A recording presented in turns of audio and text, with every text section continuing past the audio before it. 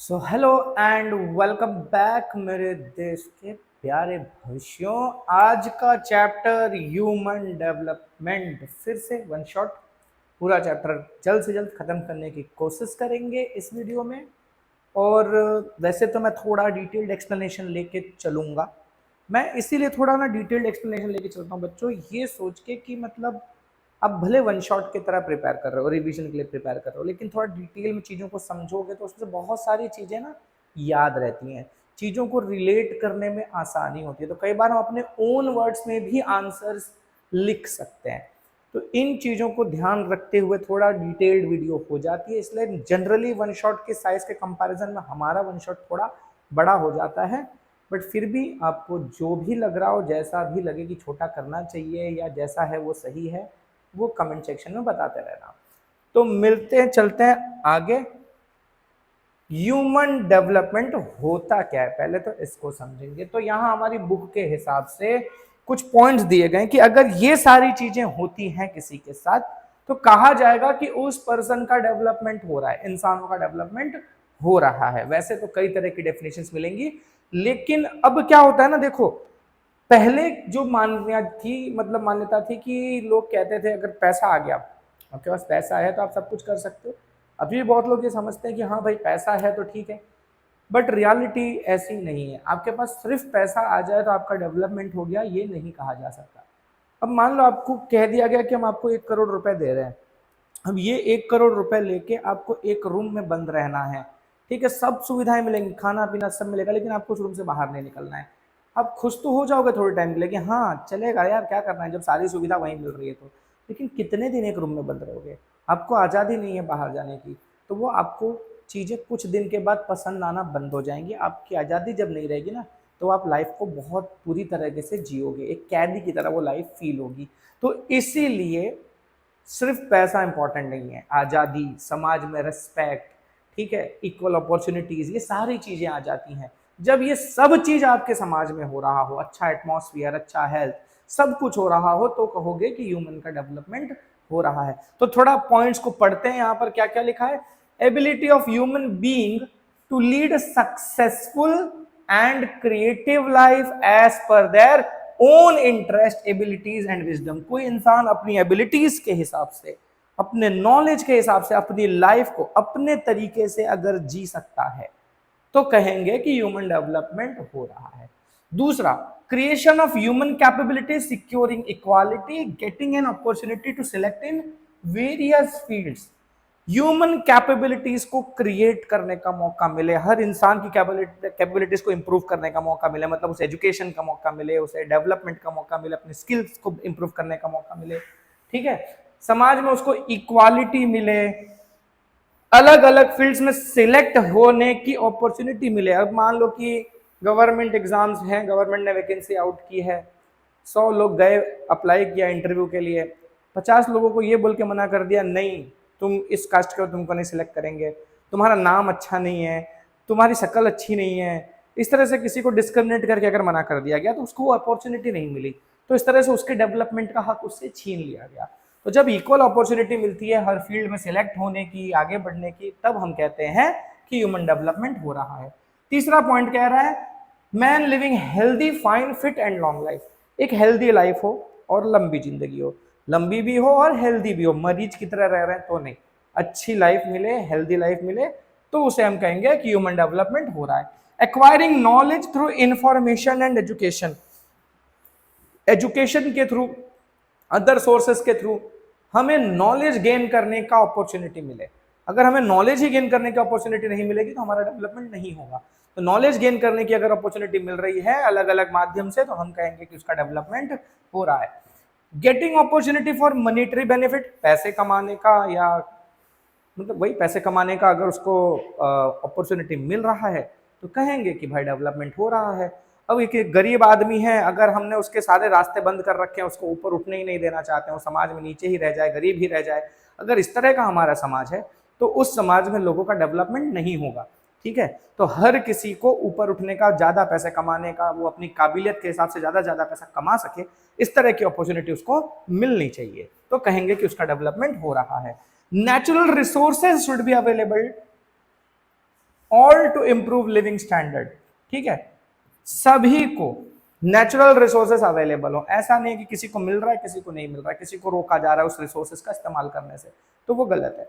हर किसी को natural resources available होना चाहिए, जितना एक को मिल रहा है उतना ही दूसरे को मिलना चाहिए, उतना ही तीसरे को मिलना चाहिए।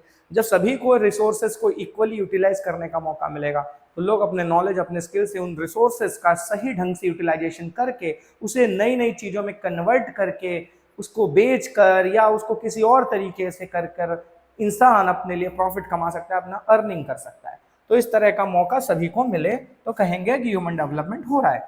अचीविंग क्वालिटेटिव लाइफस्टाइल, एक अच्छी क्वालिटी की लाइफस्टाइल मिल रही है अगर इंसान को, तो हम कहेंगे कि ह्यूमन डेवलपमेंट हो रहा है। सिर्फ जी रहा है लंबी जिंदगी, ऐसा अच्छी जिंदगी जी रहा है, मतलब उसको मतलब एजुकेशन मिल रहा है, अच्छी हेल्थ मिल रही है, उसको हर तरह की फैसिलिटीज मिल रही है, अच्छा इंफ्रास्ट्रक्चर मिल रहा है, अच्छे रोड्स मिल रहे हैं, अच्छा एटमॉस्फेयर मिल रहा है, तो क्वालिटेटिव लाइफ जी रहा है वो, ठीक है।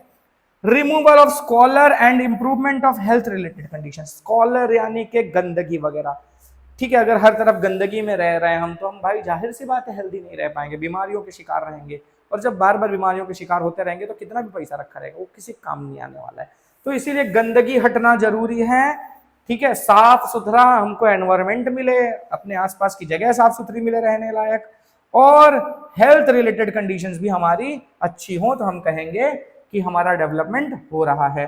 Obtaining personal and social security, personal security भी होनी चाहिए, सोशल सिक्योरिटी भी होनी चाहिए, सब मिल गया, पैसा है, हेल्थ अच्छी है, ठीक है, अच्छा एटमॉस्फेयर है, बीमार हो गए तुरंत अच्छे खासे हॉस्पिटल्स अवेलेबल है, सब कुछ है। पर जैसे ही घर से बाहर निकलते हो ये रिस्क है कि घर के बाद वापस अंदर आ पाओगे कि नहीं आ पाओगे। बाहर तो निकल गए, वापस आने की गारंटी नहीं है।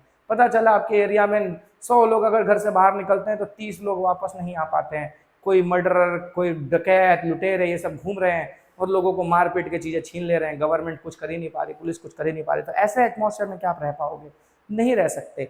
इसीलिए हर किसी का पर्सनल सिक्योरिटी भी होना जरूरी है। घर में आके दिन दहाड़े लोग चुरा ले जा रहे हैं तो ये कोई ह्यूमन डेवलपमेंट नहीं हुआ।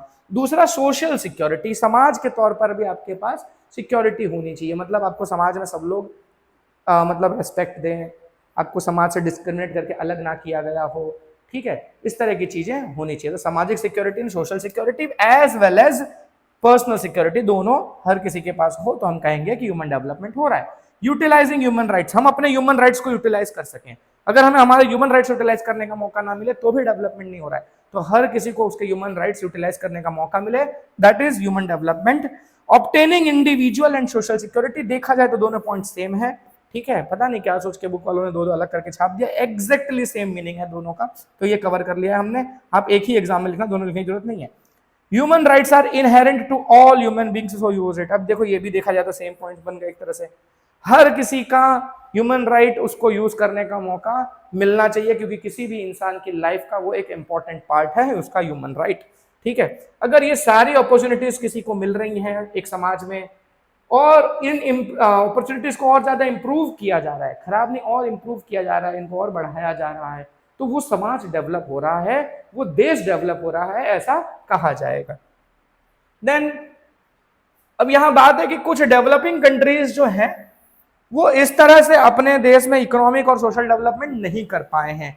क्या रीजन है कि डेवलपिंग कंट्रीज इस हिसाब से ग्रो नहीं कर पा रही हैं, उनके यहाँ ह्यूमन डेवलपमेंट अच्छा नहीं है, क्या रीजन है? पहला पॉइंट दिया है इनडिफरेंस और डिस्कस टुवर्ड्स इंप्रूवमेंट, इंप्रूवमेंट की तरफ ये कंट्रीज ज्यादा काम नहीं करती, ये अपनी बेसिक समस्याओं में ही फंसी रह जाती हैं, उन्हीं को सॉल्व करती रह जाती हैं, इंप्रूवमेंट पर ज्यादा फोकस नहीं कर पाती। दूसरा चीज लो एस्पायरेशंस, यहाँ के लोगों के एस्पायरेशंस कम है, ये कुछ बड़ा सोचते ही नहीं है, 2 टाइम खाना मिल जाए, सीधी सी बात है, अगर कोई गरीब आदमी है आप उससे पूछोगे भैया आपको क्या चाहिए, तो वो सबसे पहली चीज वो यही ढूंढेगा कि उसको 2 टाइम ढंग से टाइम से खाना मिल जाए, क्योंकि उसको रोज 2 टाइम के खाने के लिए लड़ाई करनी है। अगर उसको टाइम से खाना मिलने लग जाएगा तब वो आगे की चीज सोचेगा ना, जब खाना ही नहीं मिल रहा तो पहला टारगेट उसका तो यही होगा खाना मिल जाए। तो ऐसे ही डेवलपिंग कंट्रीज की इकोनॉमिक कंडीशंस अच्छी नहीं होती, वहां के लोग जनरली ज्यादातर लोग गरीब होते हैं, तो वो लोग कुछ बड़ा सोच ही नहीं पाते, और बड़ा सोच ही नहीं पाते कुछ बड़ा करते ही नहीं है, तो एस्पायरेशंस कम है। इलिटरेसी है इस तरह के देशों में, पढ़े लिखे लोग कम हैं, इसलिए कुछ ज्यादा नया अनोखा कर नहीं पा रहे। लैक ऑफ एंटरप्रेन्योरशिप, लोग एंटरप्रेन्योरशिप में नहीं जा रहे हैं, मतलब नए बिजनेसेस नहीं स्टार्ट करते, नए बिजनेसेस नहीं स्टार्ट करना चाहते हैं, लोगों के पास पैसे नहीं है स्टार्ट करने के लिए, नए बिजनेस नहीं स्टार्ट हो रहे हैं, तो एम्प्लॉयमेंट नहीं बढ़ रही है, एम्प्लॉयमेंट नहीं बढ़ रही है, लोगों के पास ऐसी गरीबी रह रही है, तो ये प्रॉब्लम्स हैं।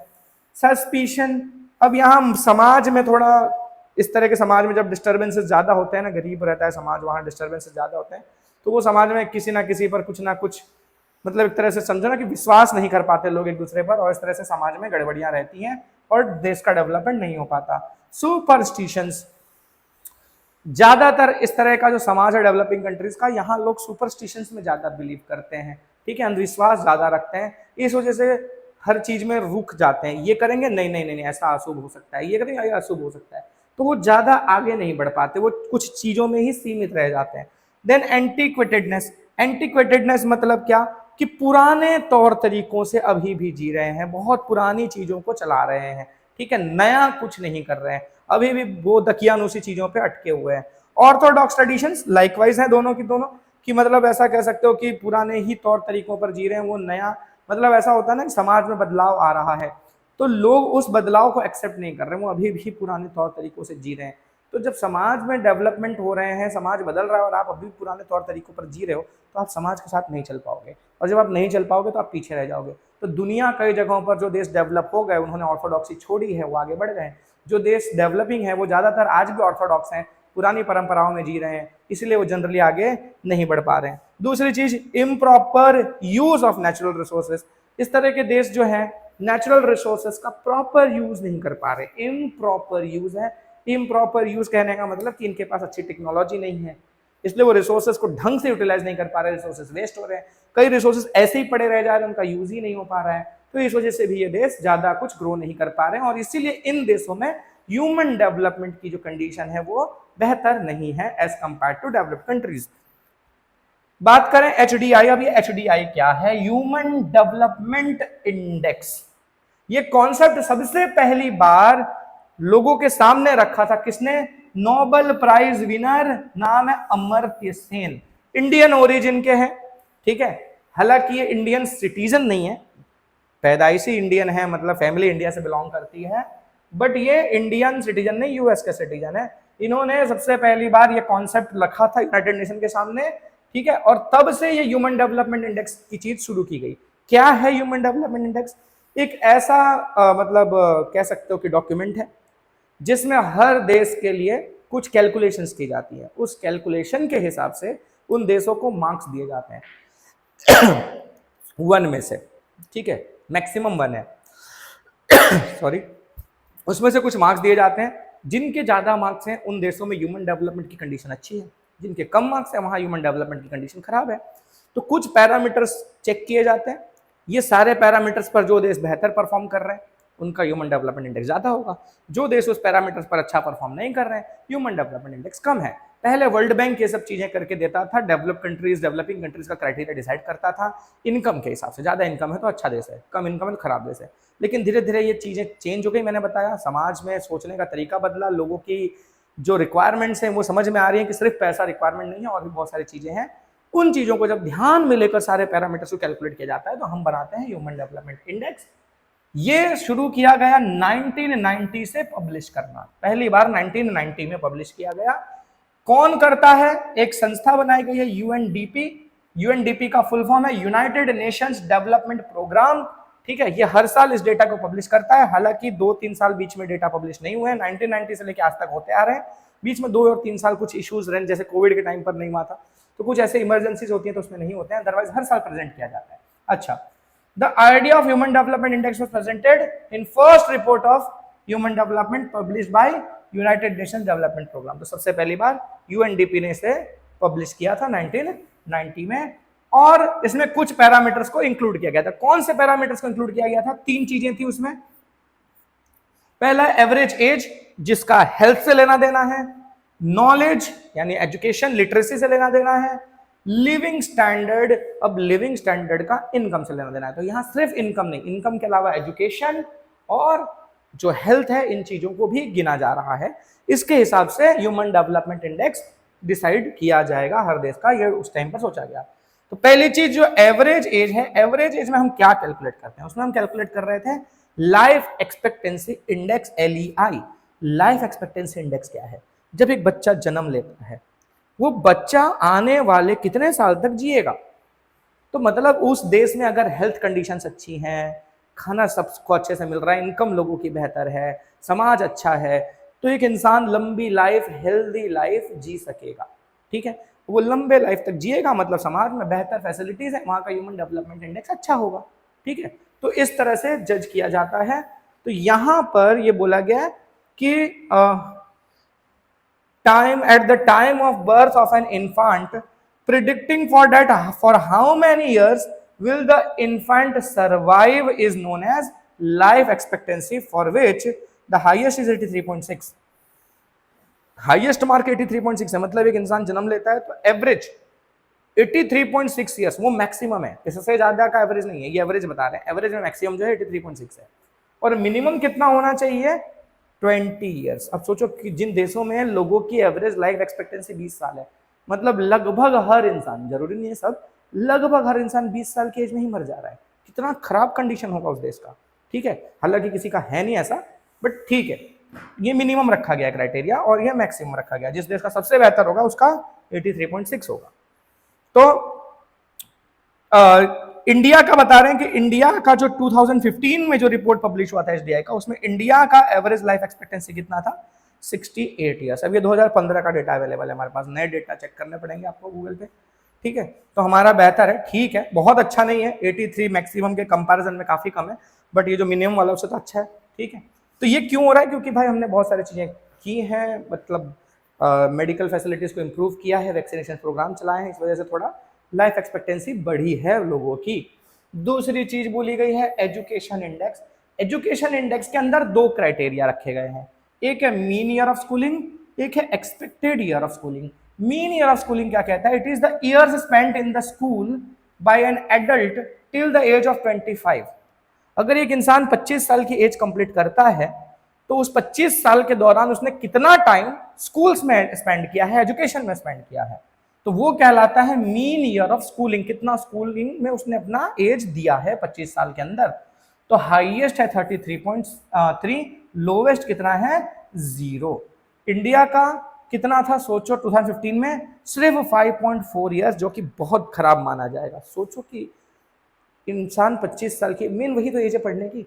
अब 25 साल तक की जो एज है उस दौरान में एवरेज इंडियन देश के एवरेज लोग सिर्फ 5.5 साल स्कूल में बिता रहे हैं, मतलब बहुत खराब स्कूलिंग लेवल है हमारे यहाँ के लोगों का 2015 के हिसाब से।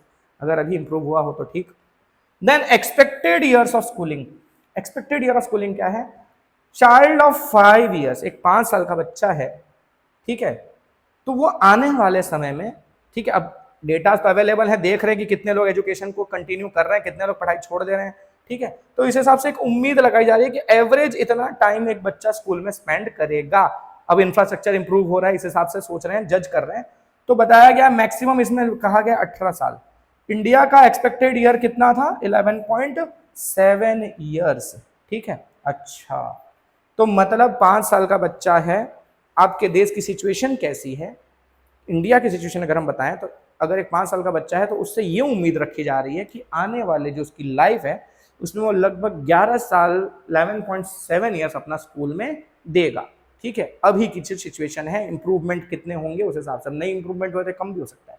ठीक है, ऐसा कोई चीज़ों का डाउट लगे तो एक बार फिर से बीच में आप कमेंट में पूछ लेना, तो मैं आपको उसके लिए सेपरेट से एक वीडियो बनाकर डाउट क्लियर करने के लिए डाल दिया करूंगा। Income index, lifestyle. अब इनकम के ऊपर देखा जाए तो इसमें क्या कैलकुलेट किया जाता है, जीडीपी। ठीक है, अच्छा, पहले जीडीपी था, फिर उसको हटाकर क्या यूज किया जाने लग गया, जीएनआई। जीएनआई क्या है हमारा, ग्रॉस नेशनल इनकम। जीडीपी और जीएनआई में क्या फर्क है, जीडीपी देखो, जीडीपी होता है हमारा, दिया है full form, gross domestic production, product लिखा है प्रोडक्शन। ठीक है, अच्छा, तो इसमें क्या होता है कि एक देश के अंदर जो भी एक्टिविटीज हो रही हैं, इंडस्ट्रीज चल रही हैं, एग्रीकल्चर है, सब लेकर जितने का प्रोडक्शन हो रहा है उसकी जो वैल्यू डिसाइड की जाती है फाइनल, वो कहलाता है जीडीपी। यानी कि आपके देश के अंदर जितनी एक्टिविटीज हो रही है उस हिसाब से आप जितना पैसा जनरेट कर रहे हो, दैट इज जीडीपी। जीएनआई में क्या है, अब कुछ लोग हमारे देश के ऐसे हैं जो दूसरे देशों में बसे हुए हैं, ठीक है, वो वहां जॉब्स कर रहे हैं, वो वहां से कमाकर पैसा अपने फैमिलीज को इंडिया में भेज रहे हैं। ठीक है, अब वो है इंडियन, सिटीजन हमारे देश का है, रह वहां रहा है, ठीक है, तो सिटीजन तो वहां का नहीं काउंट होगा, सिटीजन तो हमारे यहाँ का ही काउंट होगा। तो इनकम किसकी हुई, हमारे बंदे की काउंट हुई। तो जब वो पैसे भी हम जब जीडीपी में हम कैलकुलेशन करते हैं ना, तो वो पैसा जो जनरेट हो रहा है, जो दूसरे देश में मान लो यूएस में जॉब कर रहा है एक आदमी, वो वहां पैसा कमा रहा है, वो पैसा वहां जनरेट हुआ, तो वो पैसा जीडीपी में काउंट नहीं होगा, लेकिन जीएनआई में वो पैसा काउंट होगा, क्योंकि हमारे देश का बंदा कमा रहा है, तो वो हमारी ही इनकम हुई, तो जीएनआई में कैलकुलेशन किया जाएगा। तो जनरली जीएनआई जो होता है जीडीपी से ज्यादा होता है। तो जीडीपी में सिर्फ देश के अंदर जो एक्टिविटीज हो रही है उसकी वजह से जितना पैसा जनरेट हुआ, जीएनआई देश के अंदर जितना प्रोडक्शन हो रहा है उसका वैल्यू तो है ही, साथ ही साथ बाहर से जो इनकम आ रही है वो भी उसमें जोड़ी जाएगी, ठीक है। अच्छा, तो पहले जीडीपी कैलकुलेशन में लिया जाता था, लेकिन अब जीएनआई लिया जा रहा है। इस हिसाब से देखो हमारे देश का कितना था 2015 के हिसाब से $5,497, ठीक है, ये जीएनआई था हमारा, और जीडीपी कितना था 5,238। मैंने बोला जनरली जीएनआई जीडीपी से ज्यादा होता है, तो इस तरह से ही बताया गया। अच्छा, ये भी जो है डॉलर्स में ही क्यों कैलकुलेट किया जा रहा है, डॉलर्स में हम इसलिए कैलकुलेट करते हैं, सबसे पहली बात कि इंटरनेशनल करेंसी है, और इंटरनेशनल करेंसी तो पूरी दुनिया का जब हम सेम एक ही करेंसी में मेजर करेंगे तब कंपैरिजन हो सकता है ना, इसलिए डॉलर को रखा गया है, ठीक है। फिर क्या है, अच्छा एक डेटा, ठीक है, ये डेटा क्या बता रहा है एचडीआई के हिसाब से। अच्छा, जिसमें ये एचडीआई मेंशन किया जाता है, एक रिपोर्ट पब्लिश की जाती है जिसमें सभी देशों का एचडीआई मेंशन होता है। इस रिपोर्ट को कहा जाता है एचडीआर, यानी ह्यूमन डेवलपमेंट रिपोर्ट। ये देखो यहाँ पे लिखा, ठीक है, ह्यूमन डेवलपमेंट रिपोर्ट क्या है, जिस रिपोर्ट में सभी के देशों की एचडीआई को मेंशन किया जाता है। इस रिपोर्ट में 4 कैटेगरीज बनाई गई हैं रैंकिंग के हिसाब से। हाईएस्ट ह्यूमन डेवलपमेंट की कंट्रीज, हाई ह्यूमन डेवलपमेंट वाली कंट्रीज, मीडियम ह्यूमन डेवलपमेंट वाली countries and low human development countries. तो 4 कैटेगरीज बनाई हैं। हाईएस्ट ह्यूमन डेवलपमेंट कौन सी आती है, जिनका रैंकिंग 1 से लेकर 49 है, सबका एचडीआई दे दिया, इस हिसाब से रैंकिंग कर दी गई। 1 से लेकर 49 रैंक तक के जो देश हैं वो काउंट होते हैं हाईएस्ट ह्यूमन डेवलपमेंट की कंट्रीज।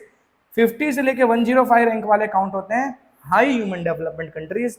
106 से 143 वाले कहलाएंगे मीडियम ह्यूमन डेवलपमेंट की कंट्रीज, और जिनका 143 से नीचे रैंक है 144 से लेकर 188 तक, वो कहलाएंगे लो ह्यूमन डेवलपमेंट कंट्रीज। अब देखो टॉप में कौन कौन आ रहा है, नॉर्वे, ऑस्ट्रेलिया, स्विट्जरलैंड, ये सब आ रहे हैं, इसमें भी सबसे नंबर 1 पर ये है, ठीक है। अच्छा, तो ये हाईएस्ट ह्यूमन डेवलपमेंट वाले हैं। हम लोग किधर है, हमारा किधर है, हमारा देखो इस वाले में है, हम आ रहे हैं मीडियम ह्यूमन डेवलपमेंट में, रैंक 106 से 143 के अंदर, ठीक है। हमारा ह्यूमन डेवलपमेंट इस रेंज में आता है 0.555 से 0.698। मैंने वो डेटा शायद नहीं डाला है, टेक्स्ट बुक में लिखा होगा, याद कर लेना इंडिया का 2015 के हिसाब से एचडीआई कितना था। अच्छा देखो, पाकिस्तान हमारा पड़ोसी, केनिया, ये सब लो ह्यूमन डेवलपमेंट में काउंट होते हैं। अच्छा यहाँ पर है, सॉरी यहाँ डाल दिया हुआ है मैंने, इंडिया की रैंकिंग देखो, ये एशियन कंट्रीज की अगर हम बात करें तो एशियन कंट्रीज में देखो ये मालदीव्स, चाइना तो चलो बहुत आगे हमसे मान सकते हैं कई मैटर्स में, श्रीलंका, भूटान, ये सब छोटे छोटे देश भी, भूटान तो पीछे, लेकिन ये मालदीव्स और ये श्रीलंका छोटे छोटे देश हमसे आगे हैं एचडीआई में। किस पैरामीटर क्या कैलकुलेशन किया है पता नहीं, लेकिन ठीक है भाई, ये दोनों भी देश हमसे आगे हैं, कोई बात नहीं। रैंकिंग कितनी है हमारी एचडीआई में 130, हमारा एचडीआई है कितना 0.609। दूसरी तरफ चाइना का भी थोड़ा ज़्यादा है, बहुत ज़्यादा तो नहीं है लेकिन फिर भी ज़्यादा है, ठीक है। ओहो नहीं भाई, रैंकिंग वाइज देखो तो 40 रैंक आगे हैं हमसे ये लोग, बहुत आगे, अभी बहुत कंपटीशन करना है, पीछे करना है भाई। चलो चैलेंजेस, क्या चैलेंजेस हैं ह्यूमन डेवलपमेंट को लेकर, तो चैलेंजेस देखे जाए तो मेनली 3 फील्ड में है, 3 फील्ड पर हमें फोकस करने की जरूरत है, health, sex ratio, women empowerment. अपने समाज में इन 3 चीजों पर अगर बेहतर तरीके से हमने काम किया तो हमारा भी ह्यूमन डेवलपमेंट इंडेक्स इंप्रूव होगा। पहली बात करें हेल्थ की, तो developing countries like India attention has been focused on population growth, common diseases, malnutrition, handicap, contagious diseases like AIDS, mental disorder and matter related to it। तो कई तरह की बीमारियों को, लोगों के हेल्थ को, लोगों की एज को बढ़ाने को लेकर इन चीजों पर टारगेट किया जा रहा है इन डेवलपिंग कंट्रीज के अंदर, जैसे कि इंडिया की हम बात करें। अच्छा, ह्यूमन डेवलपमेंट के मतलब इंप्रूव करने के लिए हमने हेल्थ पर खर्चा बढ़ाया है, बजट्स में हम पैसे ज्यादा बढ़ा रहे हैं कि हेल्थ पर ज्यादा से ज्यादा खर्चा किया जा सके ताकि लोगों की हेल्थ को इंप्रूव किया जा सके। और इस फील्ड में हमने काफी प्रोग्रेस भी किया है पिछले सालों में, ठीक है। तो किया तो है, लेकिन फिर भी ठीक है, कुछ और चीजें करने की जरूरत है। खास करके अगर हम बात करें चाइल्ड हेल्थ को लेकर, ठीक है, तो पहले ना चाइल्ड डेथ रेट बहुत ज्यादा होती थी ड्यूरिंग मतलब बर्थ।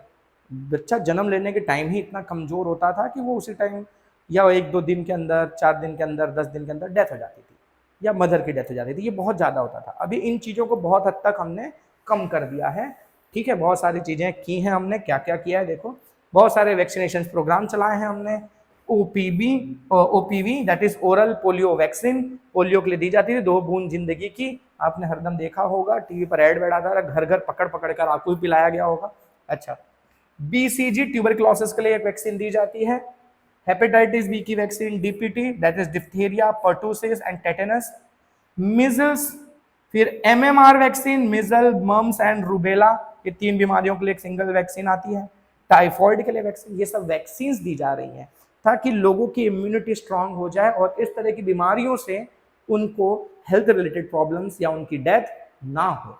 तो इन सब चीज़ों पर गवर्नमेंट ने काम किया है। बहुत सारी वैक्सीन इसमें से फ्री ऑफ कॉस्ट या बहुत कम दामों पर लोगों को लगाई जाती है ताकि लोगों की हेल्थ इंप्रूव हो सके। जो लोग अफोर्ड नहीं कर सकते उनकी भी हेल्थ बेहतर रहे, इस पर काम किया गया है। साथ ही साथ कई चीजों को मतलब जैसे डेफिशिएंसीज होती हैं, आयोडीन की डेफिशिएंसी, विटामिन की डेफिशिएंसी, आयरन की डेफिशिएंसी, इन डेफिशिएंसीज को भी दूर करने के लिए गवर्नमेंट ने प्रोग्राम चलाए हुए हैं। लोगों को टैबलेट्स दी जाती हैं, दवाएं फ्री में दी जाती हैं कि खाएं लोग, और इस तरह की जो डेफिशिएंसी अगर हो तो वो दूर हो जाए। जैसे नमक वगैरह में आयोडीन कंपलसरी कर दिया गया, भाई यही वाला नमक बेचना है आपको, नॉन आयोडाइज सॉल्ट वगैरह नहीं बेच सकते। तो ये सब नियम वगैरह बनाकर लोगों को मतलब लोगों के हेल्थ के लिए बेहतर काम किया गया है। ऐसी बीमारियां प्लेग, स्मॉल पॉक्स, लेप्रोसी, ये सब बीमारियों को देश से हटा दिया गया है इस तरह के वैक्सीनेशंस और हेल्थ टारगेटेड प्रोग्राम चलाकर। इन 3-4 तरह की बीमारियों को तो हमने अपने देश से खत्म ही कर दिया है। तो काफी कुछ इंप्रूवमेंट किया है हमने, ठीक है। अच्छा, अब लगभग यही है। अच्छा, ये भी बता रहे हैं कि चाइल्ड मोर्टालिटी रेट वगैरह भी हमने कम कर दिया है। बताएं जैसे कि बच्चों की डेथ हो जाती थी, बच्चा जनरली जब जन्म लेता है तो उसकी इम्यूनिटी बहुत वीक होती है। अगर उसको कोई भी बीमारी ने पकड़ लिया तो जल्दी छोड़ने नहीं वाली। तो जनरली ये सब प्रॉब्लम्स छोटे बच्चों के साथ होती है। तो आजकल बच्चों को जन्म लेते ही वैक्सीन वगैरह लगाई जाती हैं, अवेलेबल है तभी तो लग रही है, नहीं होती तो कहाँ से लगती। तो इस तरह से डेथ रेट वगैरह हमने कम की है, ठीक है, काफ़ी इंप्रूवमेंट किया है। फिर अच्छा किया तो है, लेकिन कुछ समस्याएं अभी भी हैं। जैसे वाटर बॉर्न डिजीजेस अभी भी हमारे देश में है। कई जगहों पर साफ पानी पीने के लिए लोगों को नहीं मिल रहा है। कई के ज़्यादातर लोगों के साथ ऐसा हो रहा है, खराब पानी पी रहे हैं जिससे बीमारियां हो रही हैं, ठीक है। औरतों को, बच्चों को न्यूट्रिशियस फूड जिस हिसाब से मिलना चाहिए, काम तो हुआ है, इंप्रूवमेंट्स हुए हैं, बट फिर भी 100% नहीं हुआ है। तो कुछ चीज़ों में अभी भी हम पीछे हैं जिस पर हमें काम करने की ज़रूरत है। एनवायरमेंटल पोल्यूशन वगैरह, इन सब पर भी काम करने की ज़रूरत है क्योंकि इससे लोगों की हेल्थ पर बुरा असर पड़ रहा है। अगर हम अच्छा एटमॉस्फेयर देंगे, अच्छा एनवायरमेंट देंगे, तभी तो कहेंगे कि ह्यूमन डेवलपमेंट हो रहा है। तो इन चीज़ों पर कुछ पर अभी भी हमें काम करने की ज़रूरत है। साथ ही साथ हेल्थ फैसिलिटीज़ को भी और बेहतर बनाने की ज़रूरत है। कई जगहों पर हम देखेंगे कि हॉस्पिटल्स बना दिए गए हैं पर वहाँ मेडिकल फैसिलिटीज़ नहीं है, ढंग के डॉक्टर नहीं है, इक्विपमेंट्स अवेलेबल नहीं होती हैं, टाइम पर मशीन्स अवेलेबल नहीं होता, मतलब मेडिसिन अवेलेबल नहीं होते हैं। तो ये सब दिक्कतें होती हैं। उन चीज़ों पर भी अगर हम काम करें तो हम और बेहतर कर सकते हैं। अच्छा कर रहे हैं और अच्छा करने की ज़रूरत है। Then gender equality. अब इंडियन कॉन्स्टिट्यूशन सबको इक्वल अधिकार देता है, चाहे मेल हो फीमेल हो, सबको इक्वल राइट्स दिए गए हैं। 2011 के सेंसस के हिसाब से इंडिया में 48.46% फीमेल है और 51.54% मेल है। लगभग देखा जाए तो 50% हुई ना, 48.46% थोड़ी कम है लेकिन फिर भी ऑलमोस्ट 50 काउंट कर सकते हैं। अब इस हिसाब से अगर हम देखें तो औरतों को भी बेहतर तरीके, जितना मेल इन्वॉल्व है इकोनॉमिक एक्टिविटीज में, उतना ही फीमेल्स को भी इन्वॉल्व होना चाहिए। इससे क्या होगा भाई, दोनों मिलकर जब काम करेंगे तो देश ज़्यादा अच्छे से ग्रो करेगा। तो इन चीज़ों पर काम करने की जरूरत है। लेकिन हम अगर देखें तो जो एक्सपेक्टेशन है उस हिसाब से वुमेन्स का कंट्रीब्यूशन जो है इकोनॉमी में वो उतना देखने को नहीं मिल रहा, ठीक है। डिसिसिव रोल्स में, बड़ी पोजीशंस पर वुमेन्स की पोजीशन हमको देखने को नहीं मिल रही। तो इन चीज़ों पर काम करने की ज़रूरत है। हालांकि काम किए भी गए हैं बट और भी बेहतर। जैसे पीछे हमने देखा हेल्थ वाला, वैसे यहाँ पर भी है। अच्छा, क्या क्या प्रॉब्लम्स हैं देखो। कई फैमिलीज में आज भी माना जाता है कि वुमेन्स को सिर्फ घर का ही काम करना चाहिए, ठीक है, घर का काम करो, बच्चों को संभालो, यही तुम्हारी जिम्मेदारी है, ज्यादातर लोगों का ऐसा मानना है। फिर they do not have contribution in economic earnings, economic earning में उनका कोई कंट्रीब्यूशन नहीं है ज्यादातर लोगों का, वुमेन्स का।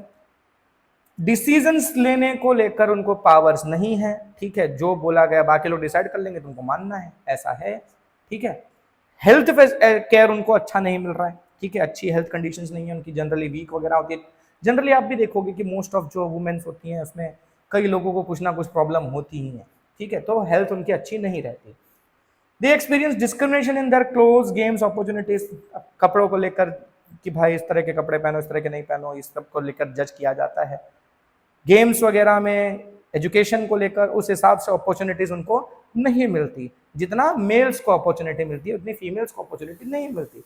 जनरली भाई अगर एक कोई फैमिली ऐसी है कि उसमें सोचते हैं कि भाई पैसे कम है हमारे पास, अब एजुकेशन में अगर लगाना है तो लड़की के एजुकेशन में ना लगाकर लोग लड़के के एजुकेशन पे ही लगाना चाहेंगे। भाई लड़का बड़ा होगा, कमाएगा, घर को संभालेगा, लड़की की तो शादी कर देनी है, चली जाएगी, इसलिए लोग लड़कियों के ऊपर ये रिसोर्सेस खर्चा करना नहीं चाहते। इस तरह का डिस्क्रिमिनेशन हमको देखने को मिलता है। कई बार इन लोग कई तरह के विक्टिम्स हो जाते हैं, जैसे कि चाइल्ड मैरिज होता था ना, अभी तो बहुत कम हो गया लेकिन फिर भी कुछ जगहों पर अभी भी हो जाता है। पर्दा सिस्टम, डाउरी सिस्टम, डाउरी समझ लो दहेज प्रथा वगैरह, इस तरह की सोशल इविल्स का सामना औरतों को करना पड़ता है आज भी। फीमेल इन्फेंटिसाइड, चाइल्ड इन्फेंटिसाइड जो होता है ना, छोटे बच्चियां पेट में ही लड़कियों को मार दिया जाता है, लोगों को लड़का चाहिए इस चक्कर में, ठीक है, तो इस तरह के भेदभाव वुमेन्स को फेस करना पड़ रहा है। चाहे इकोनॉमिक डोमेन हो, पॉलिटिकल डोमेन हो, सोशल, कल्चरल, हर फील्ड में अगर हम देखें तो डिस्क्रिमिनेशन देखने को मिल रहा है। औरतों को वो अपॉर्चुनिटीज नहीं मिल रही जो मेल लोगों को मिलती हैं। इवन पार्लियामेंट की अगर हम बात करें तो पार्लियामेंट में भी 12.2% से भी कम रिप्रेजेंटेशन है, ठीक है।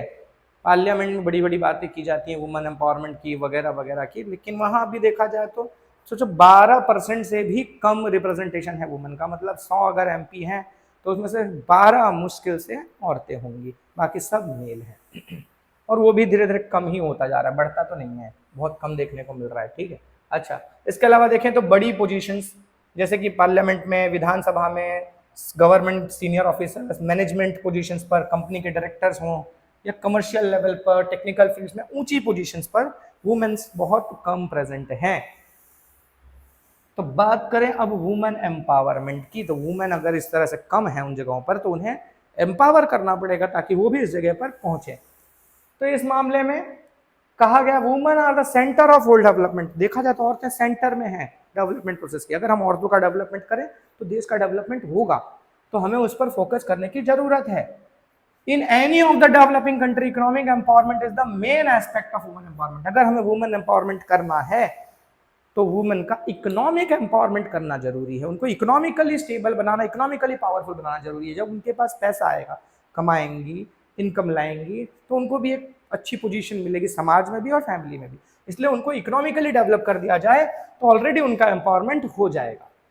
Economic freedom is essential, economic freedom देना जरूरी है और उसके लिए उसे एजुकेट किया जाए। अगर वो एजुकेट होगी, वुमेन अगर एजुकेट होगी तो वो कई तरह से, एक तो खुद के लिए भी अर्निंग करेगी, फैमिली के लिए भी अर्निंग कर सकती है, दूसरा ये कि वो अपने घर में एजुकेशन दे सकती है, समाज को एजुकेट कर सकती है। और इस तरह से अगर घर और अपने घर, अपने समाज में एजुकेशन करेगी, लोगों को एजुकेट करेगी, तो पूरे देश को भी एजुकेशन का बेनिफिट मिलेगा। औरतों का डेवलपमेंट हम अगर करते हैं तो पूरे देश पर उसका असर पड़ेगा। हमारे देश ने इस फील्ड में स्टेप्स भी लिए हैं, ठीक है। कई बार हमारे देश की प्राइम मिनिस्टर तो मैंने नहीं देखा, एक इंदिरा गांधी थी, इसके अलावा तो कोई वुमेन प्राइम मिनिस्टर रही नहीं, ठीक है। लेकिन चीफ मिनिस्टर्स रही हैं कई लोग स्टेट्स की। इसके अलावा गवर्नर की पोजीशन, प्रेसिडेंट, अभी हमारी करंट प्रेसिडेंट जो है वो भी वुमेन है। तो इस तरह की पोजीशंस पर अब वुमेन्स को देखने को, मतलब हम देख पा रहे हैं, हालांकि बहुत कम है, बट फिर भी धीरे धीरे चेंज आ रहा है, वुमेन्स को पोजीशन मिल रही है, ठीक है। वुमेन चाहे टैक्सी ड्राइव करना हो या पायलट का काम करना हो, प्लेन उड़ाना हो, सारे काम करने लग गई हैं, ठीक है।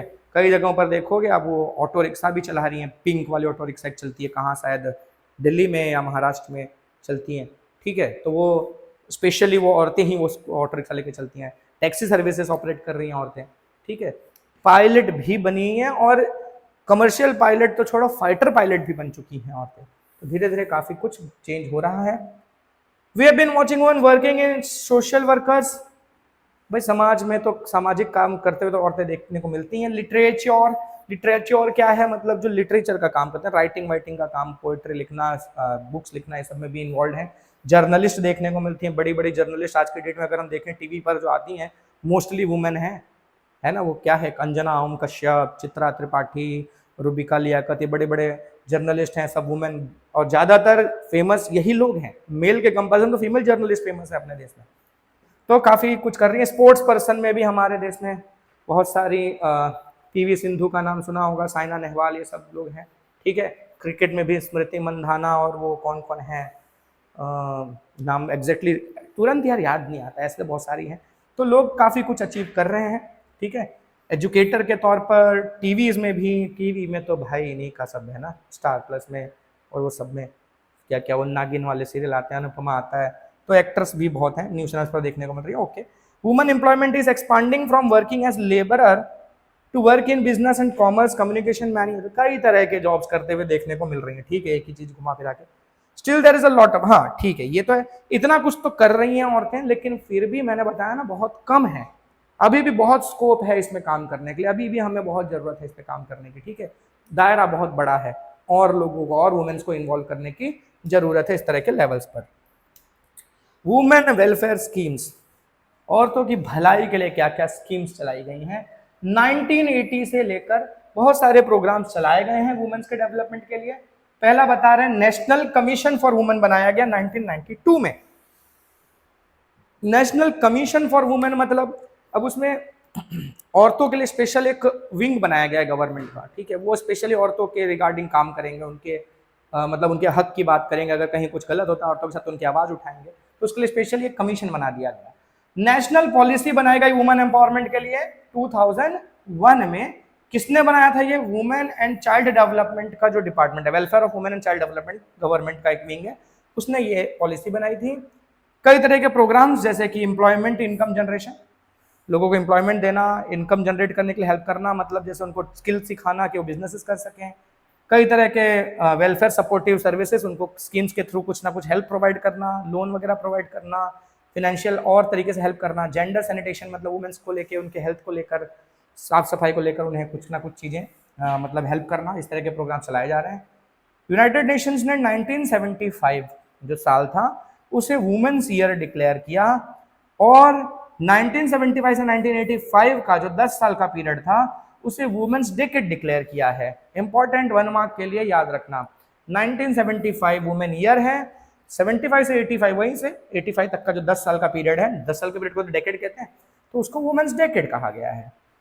2002 को वुमेन एम्पावरमेंट ईयर, अब ये देखना, वुमेन्स ईयर और women empowerment year. Women year 1975 था, 2002 जो है वुमेन एम्पावरमेंट ईयर के तौर पर मनाया गया। एक्ट बनाया गया है इंडिया में, औरतों को इक्वल राइट्स देना फैमिली के अंदर। पहले क्या होता था ना कि फादर की जो प्रॉपर्टी है वो बेटे को मिलती थी, ठीक है, फादर के बाद बेटे की हो जाती थी, लेकिन बाद में गवर्नमेंट ने अब लॉ चेंज कर दिया है। अब उसमें ऐसा है कि वो लड़की भले शादी होकर अपने ससुराल चली गई है, वो वहां से भी अपना हक ले सकती है, प्रॉपर्टी में उसका भी बराबर का हक है, जितना लड़के का है उतना ही लड़की का भी हक है। तो भाई तुम्हारी कोई बहन वहन हो, लड़कों सुन लो, अगर बहन वहन हो तो झगड़ा वगड़ा नहीं करना, तो प्रॉपर्टी में हिस्सा मांग लेगी, ठीक है। फिर मजाक कर रहा था मैं, सीरियसली मत ले लेना। Steps taken to stop women exploitation, तो वुमेन के एक्सप्लॉयटेशन को देखो, वुमेन कई तरह की चीज़ों का शिकार हो रही हैं, कई जगह पे डोमेस्टिक वायलेंस होते हैं, आप देखते हो आजकल टीवी में अक्सर हमको न्यूज़ में सुनने को मिलता है, रेप्स हो रहे हैं, ठीक है, मर्डर्स हो रहे हैं। तो इस तरह की चीज़ें हैं जो उससे उनको बचाने के लिए हमने क्या स्टेप्स लिए हैं। तो देखो गवर्नमेंट ने, गुजरात गवर्नमेंट ने 181 एक इमरजेंसी सर्विस स्टार्ट किया हुआ है, अभयम वुमेन हेल्पलाइन, अभयम योजना। इसमें क्या है, वुमेन कभी भी कहीं अकेली फंस गई हैं, ठीक है, वो उनको ऐसा डर लग रहा है कि कुछ इशू हो सकता है, उनके साथ कोई घटना हो सकती है, इस नंबर पर वो फ़ोन करके पुलिस को बुला सकती हैं। उसमें फीमेल मतलब ऑफिसर्स भी होती हैं पुलिस की, मेल तो होते हैं, फीमेल ऑफिसर्स भी होती हैं साथ में, ताकि भाई उनको अनकंफर्टेबल ना फील हो, और अगर कोई अपनी प्रॉब्लम शेयर करनी है तो खुल के शेयर कर सकती हैं। तो इस तरह का इसमें बहुत सारी चीज़ें हैं, खाली ऐसा नहीं कि आप कहीं अकेले फंस गए हैं और खतरे में, कभी ऐसा भी होता है कि कोई डोमेस्टिक वायलेंस का शिकार हो गए हैं या ऐसी कोई भी समस्या अगर उनको लग रही है, ठीक है, तो वो इस हेल्पलाइन नंबर पर फ़ोन कर मदद मांग सकती हैं। पुलिस की जरूरत है तो पुलिस भी पहुंचेगी, या और कोई मतलब काउंसलिंग की जरूरत है तो काउंसलिंग भी करेगी, ठीक है। तो कई तरह की हेल्प वगैरह इस तरह से प्रोवाइड की जाती है। काफ़ी एक अच्छा स्टेप है गवर्नमेंट की तरफ से, और 24/7 चलता है, 24 घंटे कभी भी आप कॉल करोगे आपको वो हेल्प प्रोवाइड की जाएगी, गुजरात के लिए स्पेशली, ठीक है। अच्छा, और भी चलते होंगे पर गुजरात में 181 है। दे में also have guidance for progress, बोला ना कि आप गाइडेंस वगैरह भी ले सकते हैं किसी चीज को लेकर। वुमेन कोर्ट्स बनाए गए हैं स्पेशली, ताकि जो गरीब फैमिलीज की वुमेन हैं उनको भी अपने अधिकार के लिए अगर लड़ना हो तो वो इस तरह के स्पेशल कोर्ट्स में, वुमेन के ही खाली कोर्ट्स हैं, वहां जाकर अपनी डिमांड रख सकती हैं और अपने लिए जस्टिस पा सकती हैं। अच्छा, government has become vigilant to provide protection to women against physical, mental and sexual exploitation. तो चाहे फिजिकली, मेंटली, किसी भी तरह से, सेक्सुअली किसी भी तरह से अगर उनके साथ गलत किया जा रहा है तो औरतें मतलब गवर्नमेंट से मदद ले सकते हैं। गवर्नमेंट ने उनके प्रोटेक्शन के लिए बहुत सारी स्कीमें चलाई हुई हैं। फिर इसके अलावा पार्लियामेंट में लॉ पास किया गया है, working women have been given protection against sexual harassment in government office, private. अब जैसे औरतें काम करने निकलती थी पहले, चाहे प्राइवेट ऑफिस में हो, गवर्नमेंट ऑफिस में, सब मेल हैं, अब उसमें कुछ गिनी चुनी फीमेल हैं, तो वो जो अब मेल में भी भाई ऐसा नहीं कि सब खराब है, पर मान लो अगर 80 मेल है उसमें से 1-2 भी खराब है, तो वो 1-2 उनको इरिटेट करेंगे, छेड़ेंगे, उनके साथ गलत कमेंट पास करेंगे, तो वो उन औरतों को वो वर्क करने में ना तकलीफ होगी, वो लोग प्रेशर झेलेंगी। तो इस तरह का अगर कोई करता है तो उसके लिए बहुत स्ट्रिक्ट नियम बनाए गए हैं, ठीक है। अगर उसने कंप्लेन कर दिया कि भाई ये मेरे को इस तरह से वर्क प्लेस पर परेशान कर रहा है, तो उसकी बैंड बच जाएगी। इस तरह के नियम बनाए गए हैं। तो गवर्नमेंट ने ये भी कंपलसरी किया है कि जिस ऑर्गेनाइजेशन में काम कर रहा है, ऑर्गेनाइजेशन भी अपनी तरफ से नियम कानून बनाएगी, पहले उसको एक्शन लेना है। अगर उसने एक्शन नहीं लिया, गवर्नमेंट तक कंप्लेन पहुंच गई, तो गवर्नमेंट उस कंपनी की भी बैंड बजा देगी। तो इस तरह के बहुत स्ट्रिक्ट नियम कानून बनाए गए हैं वुमेन्स को हेल्प करने के लिए। देन गुजरात गवर्नमेंट की क्या क्या स्कीमें हैं वो पढ़ लेते हैं। तो जो हमारे यहाँ जो वुमेन एंड चाइल्ड डेवलपमेंट का विंग है गुजरात गवर्नमेंट का, 2001 में उसने अच्छा sorry, Gujarat government has set women and child development department. 2001 में women and child development department set किया गया हुआ है गवर्नमेंट में। गुजरात गवर्नमेंट ने एक विंग सेटअप किया, ठीक है। अच्छा, इसमें बेसिकली वुमेन्स के लिए उनके एजुकेशन, उनके इकोनॉमिक कंडीशन, उनकी फिजिकल कंडीशन, सेफ्टी, सबको इंप्रूव करने के लिए एक विंग बनाया गया, उस पर काम किया जाएगा। With the intention of encouraging girls' education, school entrance ceremony, girl education chariot festival, मतलब फेस्टिवल। अब इसमें क्या है कि लड़कियों के एजुकेशन को प्रमोट करने के लिए स्कूल में जब एडमिशन होता है तो उन लड़कियों का स्वागत करना, रथ यात्रा उनके सपोर्ट में निकालना, ठीक है। तो इस तरह के प्रोग्राम्स वगैरह गुजरात में चलाए जा रहे हैं। इससे क्या हुआ है कि देखा जाए तो 100% इंक्रीज का दावा कर रहे हैं कि 100% इंक्रीज हुआ है मतलब एडमिशन्स में। पहले जहां 50 लड़कियां एडमिशन ले रही थी तो उसके 100 मतलब सीधा डबल हो गई है, इतना एडमिशन में इंप्रूवमेंट हुआ है, ऐसा इनका कहना है। भाई मेरे पास ऐसा कोई एग्जैक्ट डेटा नहीं है, बट ठीक है, टेक्स्ट बुक में जो लिखा है हम वही लेके चलेंगे। In Gujarat, girl child in the villages having less than 35% women of literacy rate, families living below poverty line in urban areas are given Vidya Lakshmi bond. अच्छा, कोई ऐसा गांव है जिस गांव में वुमेन की लिटरेसी 35% से कम है, ठीक है, मतलब वहां जो औरतें हैं उसमें से 35% से भी कम औरतें पढ़ी लिखी हैं, मतलब लिटरेसी रेट वाला समझते हो ना, लिटरेट है। तो उस गांव में रहने वाली लड़कियों को, साथ ही साथ जो बीपीएल फैमिलीज में रहने वाली लड़कियां हैं, उन लोगों को विद्या लक्ष्मी बॉन्ड का बेनिफिट दिया जाता है, ठीक है, प्राइमरी सेकेंडरी स्कूल्स में। अब इसमें क्या होता है ना कि जैसे लड़की का एडमिशन होगा उस टाइम पर उसके नाम पर एक बॉन्ड बन जाएगा, मतलब एक डॉक्यूमेंट साइन अप हो जाएगा। हर महीने या हर साल, एग्जैक्टली याद नहीं आ रहा, उसको 2000 रुपये कुछ मिलेंगे, ठीक है। 2000 रुपये उसके हाथ में कैश नहीं आएंगे, उसके नाम पर जमा हो रहा होगा ऐसा। फिर जब उसका 8th स्टैंडर्ड का एजुकेशन कंप्लीट होगा तो 8th स्टैंडर्ड के बाद ये सारा पैसा इंटरेस्ट के साथ जोड़कर उसकी फैमिली को दिया जाएगा। अब ये क्यों किया जा रहा है? ताकि लोग, अब क्या लोग लड़कियों को क्यों नहीं पढ़ाना चाहते हैं, रिसोर्सेज लड़कों पे लगाना चाहते हैं, पैसा कम है तो लड़कों पे लगाना चाहते हैं, लड़कियों पे नहीं लगाना चाहते। अब गवर्नमेंट ही हेल्प कर रही है तो लोग मोटिवेट होकर लड़कियों को पढ़ाएंगे तो सही। तो इस तरह से वुमेन के एजुकेशन को प्रमोट करने के लिए ये सब किया जा रहा है। इसके अलावा सरस्वती साधना योजना के तहत 1,50,000 गर्ल्स को साइकिल्स दी गई हैं फ्री ऑफ कॉस्ट, ठीक है। अब ये क्यों दिया गया? जनरली जब हायर एजुकेशन के लिए स्कूल्स बाहर हैं, अगर दूर जाना है तो भाई कैसे जाएंगे, रिक्शा भाड़ा कहाँ से देंगे, या बस में, या जिसमें भी जा रहे हैं भाड़ा वगैरह कैसे देंगे। तो उसके लिए उनको साइकिल दी गई फ्री में कि भाई आप साइकिल लेके जाओ। और अगर साइकिल से नहीं जा सकते तो गवर्नमेंट ने एक और स्कीम बनाई हुई है भाई कि फ्री कर दिया है एसटी बस में। लड़कियों को अगर स्कूल कॉलेज जाना है गवर्नमेंट बस का वो यूज कर रही हैं तो उसमें उन्हें पैसा देने की जरूरत नहीं है। स्कूल से या कॉलेज से एक पास बना लेना है, वो पास आपका बन जाएगा, वही पास दिखा दो, कोई आपसे टिकट का पैसा नहीं मांगेगा गवर्नमेंट वाली बसेस में। तो इतना कुछ किया है भाई गवर्नमेंट ने। सबला योजना, इसमें जो एडोलसेंट गर्ल्स हैं, ठीक है, 12-13 ईयर्स कंप्लीट करती हैं, ऐसी लड़कियों को अच्छा खाना मिल सके इसका प्रोविजन किया जा रहा है। उनके स्किल्स को डेवलप करने के लिए प्रोविजंस किए जा रहे हैं सबला योजना के तहत। अच्छा, अभी आपको शहरों में जनरली ये सब कम देखने को मिलेगा, लेकिन गांव वगैरह के एरिया में होता है, ठीक है। Gujarat government has made provisions for 33% reservation for women in government jobs में 33% रिजर्वेशन ला दिया है वुमेन के लिए, कि 33% वुमेन के लिए रिजर्व रहेंगी। इसके अलावा लोकल सेल्फ गवर्नमेंट, जो पंचायत होती है, ग्राम पंचायत, जिला पंचायत, तालुका पंचायत या म्यूनिसिपैलिटी, म्यूनिसिपल कॉर्पोरेशन, 33% तो ऑल ओवर इंडिया है, सेंट्रल गवर्नमेंट का ही दिया हुआ है। लेकिन गुजरात गवर्नमेंट ने इसको 33% से बढ़ाकर कितना कर दिया, 50%। मतलब गुजरात में जितनी भी लोकल सेल्फ गवर्नमेंट की सीट्स हैं उसमें 50% वुमेन के लिए रिजर्व है। 100 अगर ग्राम पंचायत में से 100 सरपंच चुने जाएंगे तो उसमें से 50 गांव की सरपंच वुमेन होंगी। इस तरह का प्रोविजन किया गया है, मतलब हर लेवल पर, खाली ग्राम पंचायत, तालुका पंचायत, जिला, सब लेवल पर। राष्ट्रीय स्वावलंबन योजना, इसके बारे में हमने पीछे भी पढ़ा था, ठीक है। इसमें जो वर्कर क्लास है, लेबर क्लास है, प्रोलेटेरियंस मतलब workers class, destitute old people मतलब बूढ़े लोग जिनका कोई नहीं है, अकेले हैं वो लोग, ठीक है, बच्चे अच्छे नहीं है उनको अपने लाइफ के जो बाकी का टाइम बचा हुआ है उस टाइम में उनको हेल्प मिल सके, इसके लिए स्कीम चलाई गई है। साथ ही साथ डेस्टिट्यूट विडोज हैं, उनका कोई नहीं है, ठीक है, अकेली हैं, ठीक है, तो उनको भी हेल्प की जाती है इस तरह की स्कीम के तहत, ताकि वो अपनी जिंदगी गरीबी में ना जिए, एक नॉर्मल लाइफ जी सकें। तो उसके लिए उनको फाइनेंशियल हेल्प वगैरह प्रोवाइड की जाती है इस स्कीम के थ्रू। दूसरा, मिशन मंगलम योजना, इसके बारे में मैंने पीछे पढ़ा था। इस मिशन मंगलम योजना के तहत सखी मंडल वगैरह बनाया गया है और सखी मंडल के थ्रू उनको स्किल सिखाया जाता है, उनको लोन दिए जाते हैं ताकि वो लोग अपने लिए कुछ बिजनेसेस स्टार्ट कर सकें वुमेन्स के लिए। वुमेन के हेल्थ के लिए ई ममता प्रोग्राम चलाया गया है, जिसमें प्रेग्नेंट वुमेन्स के लिए, ठीक है, उनको फोन के थ्रू, ठीक है, या फिर ममता कार्ड बना के दिया जाता है उनको। इससे क्या होता है कि उनको अब फोन में भी अगर उन लोगों ने ऐप डाउनलोड कर रखा है, रजिस्ट्रेशन करवा रखा है, तो उनको टाइम टू टाइम अपडेट्स देते रहेंगे, क्या खाना है, कैसे खाना है, कब वैक्सीनेशन लेना है, ठीक है। तो ये सब चीज़ को लेकर उनको गाइडेंस मिलेगा। फिर एक कार्ड बनाया गया, इसके थ्रू क्या होगा, उनको वैक्सीन वगैरह फ्री में लगाई जाती है, उनको भी वैक्सीन लगाई जाती है। फिर बच्चा जन्म लेता है उसके बाद बच्चे को भी वैक्सीन लगाई जाती है, इनको भी जो रिक्वायरमेंट है वो दवाएं दी जाती है। तो इस तरह का बहुत बेनिफिट इसके थ्रू प्रोवाइड किया जाता है। इससे क्या होता है, अब मदर को अगर न्यूट्रिशन मिल रहा है, वैक्सीन वगैरह ढंग से लगी हुई है, तो जो बच्चा होगा वो हेल्दी पैदा होगा।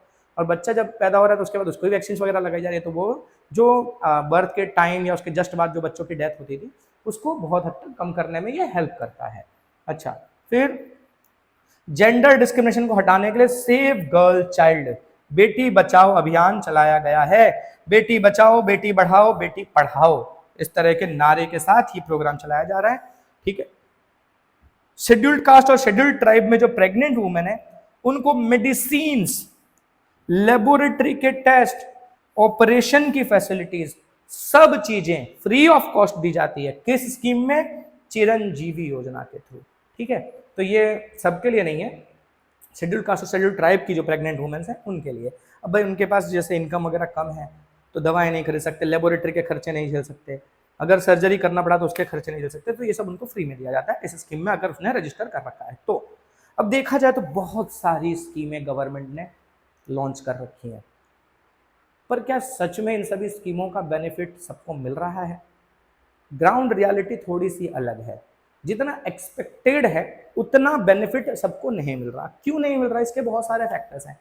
कुछ तो जो स्कीमें दे रहे हैं उसमें लोग मतलब घोटाला कर देते हैं, करप्ट लोग कुछ घुस गए हैं, सब नहीं, कुछ लोग, मैं ऐसा बता रहा हूँ। कुछ तो ये है कि लोगों को खुद ही पता नहीं है कि किस तरह की स्कीम्स है, ठीक है, इन स्कीम्स का बेनिफिट लेना है, उनको अवेयरनेस नहीं है, ठीक है, तो ये भी दिक्कतें हैं।